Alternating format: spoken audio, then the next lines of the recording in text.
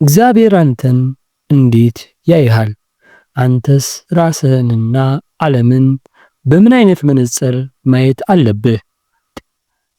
በፈጣሪ አይን ማን ነህ? ከሰው እይታ ወደ ፈጣሪ እይታ የውስጥ ሰላም ሚስጥር። ሰላም ጤና ይስጥልኝ።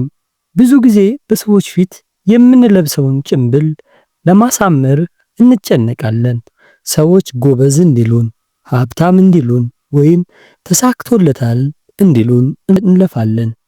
ነገር ግን የሰው እይታ እንደ አየር ሁኔታ ተለዋዋጭ ነው። ዛሬ የምንወያየው ስለማይለወጠው እይታ ነው። እግዚአብሔር አንተን እንዴት ያይሃል? አንተስ ራስህንና ዓለምን በምን አይነት መነጽር ማየት አለብህ? እግዚአብሔር እንዴት ያየናል? 3 ነጥቦችን እናነሳለን። ከውጫዊ በላይ ሰው ኪስህን ሲያይ እግዚአብሔር ልብህን ያያል። ሰው ድሃ ሲልህ ፈጣሪ ታታሪ ይልሃል። ፈጣሪ አንተን የሚያይህ ዛሬ ባለህበት ሁኔታ ብቻ ሳይሆን ነገ ልትሆን በምትችለው አቅምህ ፖቴንሻል ጭምር ነው። ሁለተኛ፣ እንደ ውድ ዕቃ ያይሃል። አንተ በስህተት የተፈጠርክ አይደለህም። እግዚአብሔር አንተን የሚያይህ በታላቅ ጥበቡ እንደቀረጸ ውድ ስራው አድርጎ ነው።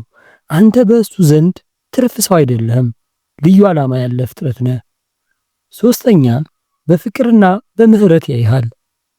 ፈጣሪ አንተን የሚያይ እንድትጠፋ በሚፈልግ የዳኛ አይን ሳይሆን ወድቀህ ስትነሳ ደስ በሚለው አፍቃሪ አባት አይን ነው።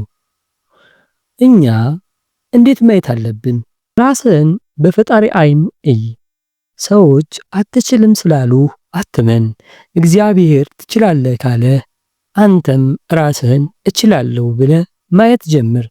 ራስህን ማክበር ስትጀምር ዓለምም ታከብርሃለች። ሁለተኛ፣ እንቅፋቶችን እንደ ድልድይ እይ። ችግሮችን እንደ ግድግዳ ሳይሆን እንደ መወጣጫ ደረጃ እያቸው። ዛሬ የምታልፍበት መከራ ነገ ለምትቆምበት ስኬት ስልጠናህ እንደሆነ እመን። ሰዎች በምህረት እይ። እግዚአብሔር እኛን በምህረት እንደሚያየን እኛም ሌሎችን በቅንነትና በይቅርታ ማየት ስንጀምር የውስጥ ሰላማችን ይበዛል። እይታችንን ከሰዎች ወሬ ወደ ፈጣሪ እውነት አዙር። ፈጣሪ አንተን ካከበረ ማንም ሊያዋርድህ አይችልም። ዛሬ ራስህን እኔ ፈጣሪ ድንቅ ሥራ ነኝ በለው። እግዚአብሔር የሚጠራህ በስምህ ነው። ሰይጣን ግን የሚጠራህ በኃጢአትህ፣ በድክመትህ፣ በውድቀትህ ነው። አንተ ዛሬ ራስህን እንዴት ነው የምታየው? ኮሜንት ላይ ጻፍልኝ። ቪዲዮ ከተመቸ ሰብስክራይብ፣ ሼር ማድረጋችሁን አትርሱ። ቸር ቆዩን።